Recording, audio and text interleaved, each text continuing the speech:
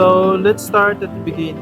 Since first year college tayo, magkaibigan. Mahigit 13 years na tayong magkasama and finally, andito na tayo sa pinakahihintay natin, ang may kasal. Hanggang umabot tayo ng third year at nagkagihan. Doon nagsimula ang pag-iibigan nating dalawa. Tossed in like a castaway. What we wanted, not what we thought we wanted. Ngayon po ay espesyal na araw para sa pag-isang dibdib na Dean Martin at Danica Rose na magsusumpaan sa kanilang panghabang buhay na pagbubuklod sa harap ng Diyos at ang kanyang sambayanan. Don't give up, don't give in.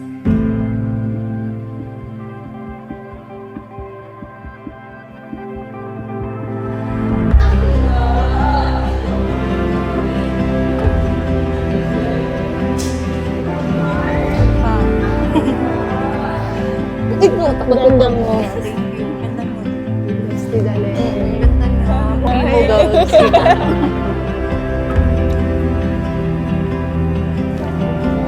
Hindi ko inakala na aabot tayo dito dahil nag-umpisa lang tayo sa biruan nung gumawa tayo ng clan kasama yung TF. Dito nag-umpisa na parang unti-unti ka nang nagiging gentleman sa akin. From where riches flow, my heart is sure to follow. Over here, For Daisy, ay pinakamaganda. Kasi pinaka-close ko po always only what we needed. Won't give up, won't give in. Take everything we have and let the new begin. Naging tayo na nga at umabot na pa nga tayo sa 13 years. So nagbunga pa nga ang pagsasama natin ng biyaya ng napakaganda, si Miggy. Ang sakramento ng kasal ay nagdudulot ng malaking pagpapala sa mga kinakasal sapagkat ang inyong pag-ibigan ay larawan, image at tagapagpahiwatig ng misteryo ng pag-ibig ng Diyos sa kanyang sambayanan. Pag-ibig na nagbubuklod at kailanman hindi pwedeng mapaghiwalay dahil kayo pinag-iisa ng kanyang pag-ibig at kapangyarihan.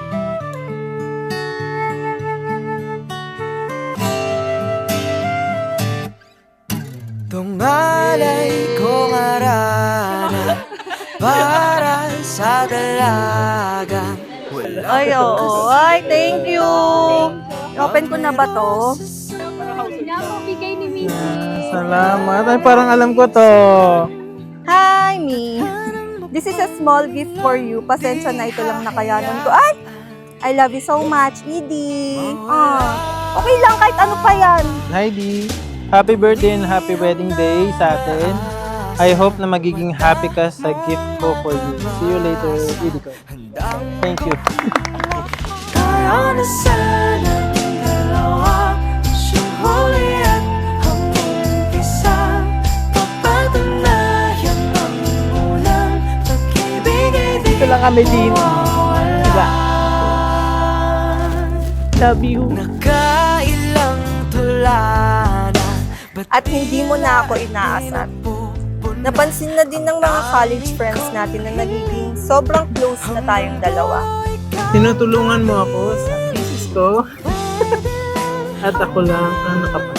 Pero joke lang. Bag? Uy, ang cool! Ang ganda! Ganda! Bet na bet. Thank you, Daddy. Ay, alam ko, sabi ko na nga ba.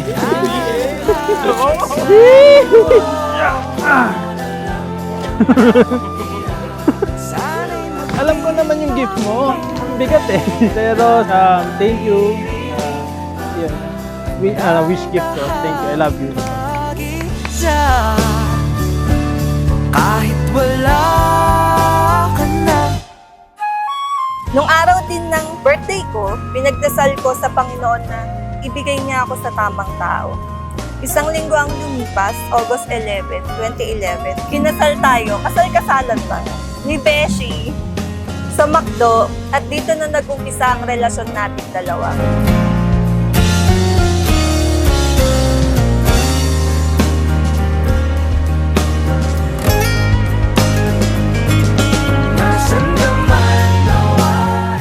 Naging magandang buhay nyo at magkaroon ng boy. Salamat kay Lord. Salamat ka lagi, magdadasal ka lagi para sa mga anak buhay mo. Ingatan tayo na.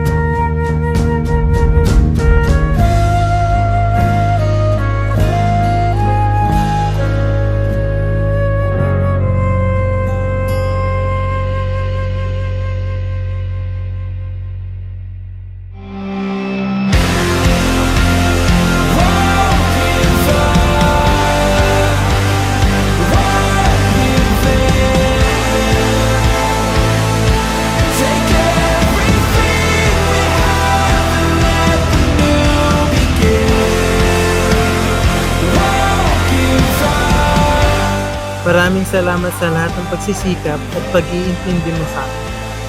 Madami pa tayong pagsubok na susuungin. Sana magiging matatag tayo sa isa't isa. Mahal naman kita.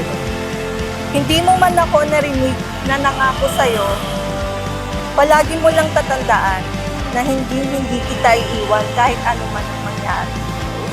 Nagpapasalamat ako sa Panginoon dahil binigyan niya ako ng isang katulad mo na maginoo, maunawain, at maalaga sa pamilya. Hindi ko maisip ang buhay ko nang wala ka. Sobrang nagpapasalamat ako sa iyo, Daddy, dahil sa pagmamahal at pag-aalaga mo sa aming dalawa ni Maggie. Mahal na mahal kita, Di, habang buhay.